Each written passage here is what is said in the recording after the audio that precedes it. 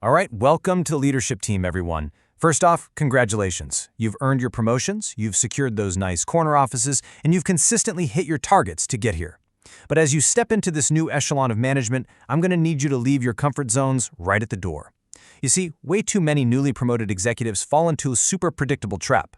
They believe they've finally made it. They think that having a quiet quarter or coasting on last year's revenue means they can just kick back and manage the status quo.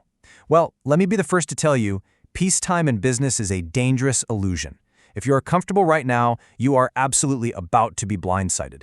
So today's explainer is really a masterclass in survival, and we're going to use a 500-year-old playbook to do it. We're looking at Niccolo Machiavelli's The Prince, not as some dusty historical text, but as a ruthless, highly effective manual for the modern corporate strategist.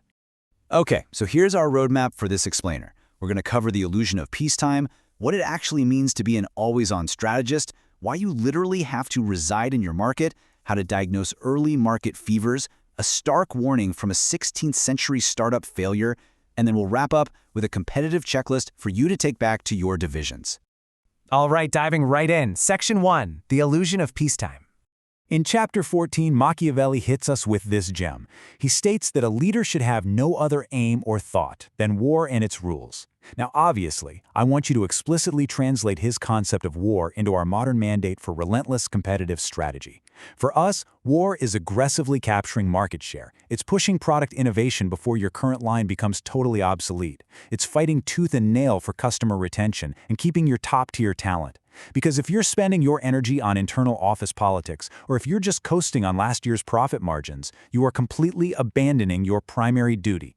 Your mindset has to permanently shift from playing defense to playing proactive offense. Moving on to Section 2, the Always On Strategist. So what does this war mindset actually look like for you, the managers in this room, on a random Tuesday morning? Well, Machiavelli advised that a leader has to exercise their body through the chase.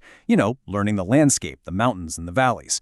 Your modern equivalent of this chase is what we call the competitive intelligence, or CI, habit. You simply cannot just stare at your own internal sanitized dashboards all day. You have to constantly drill your team on external market trends. Make it a routine. You need to be actively hunting for your competitors' specific weaknesses. Ask yourself, are their supply chain bottlenecks getting worse? Are their app store ratings absolutely tanking? Are their key executives jumping ship? That is the terrain you're fighting on, because if you don't know the landscape, you're basically leading your team blindfolded right into an ambush. Machiavelli also stressed that to exercise the mind, a leader has to relentlessly read the histories of illustrious men so they can imitate their victories and, just as importantly, avoid their fatal defeats. So here's a playful pro tip for you as you build up your leadership libraries. When you read the latest business biographies about industry titans like Steve Jobs or Bob Iger, please don't just read them for the vibes or the inspirational quotes.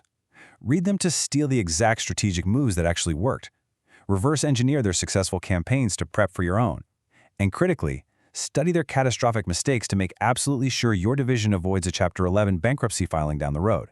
And look how perfectly the 16th century conquest maps to our modern corporate expansion. It's uncanny.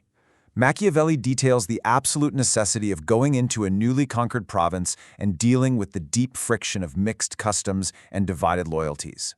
Think about our modern mergers and acquisitions for a second. When you penetrate a new market, or maybe you acquire a hot-rising startup, you face the exact same integration challenges. You inherit messy legacy code bases, clashing corporate cultures, and legacy employees who are really just hoping for a better deal. You have to establish your authority immediately, but without crushing the acquired talent's morale or breeding resentment. It's like a giant puzzle.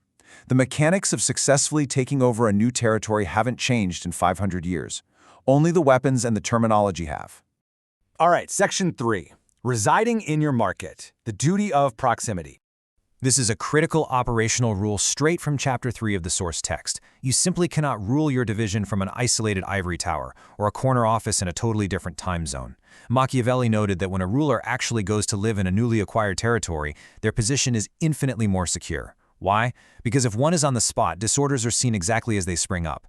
Listen, leadership is a non-negotiable duty of proximity. If you want to catch early trouble, maybe it's a subtly shifting consumer sentiment, a buggy product launch, or a rogue competitor marketing campaign, you practically have to reside in your target market. Do not rely exclusively on nicely aggregated data fed to you by analysts. You need to be periodically riding along with frontline sales reps. You need to be reading the raw, unfiltered, one-star customer reviews yourself. That proximity, that is your greatest early warning system. Okay, Section 4. Diagnosing the hectic fever. Root cause versus symptom. This is one of the most powerful concepts in this entire explainer, pulled directly from Machiavelli's brilliant medical metaphor in Chapter 3.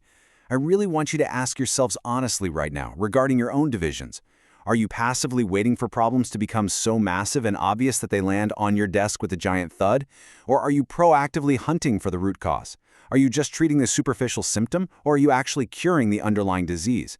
Because honestly, waiting for clarity in business usually means waiting until it's entirely too late.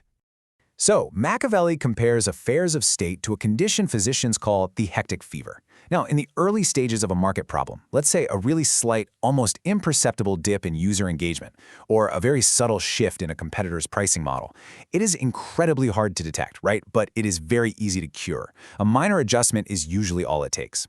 But if you wait until the late stage, when the problem has been permitted to grow so large and malignant that literally everyone in the industry can see it, well, by then, it's very easy to detect, but completely impossible to cure. Your absolute paramount duty as a leader is to foresee future problems before they become terminal. Moving to Section 5, the Borgia Startup Warning. Do not build on borrowed arms. So what happens when you ignore these foundations and rely on others?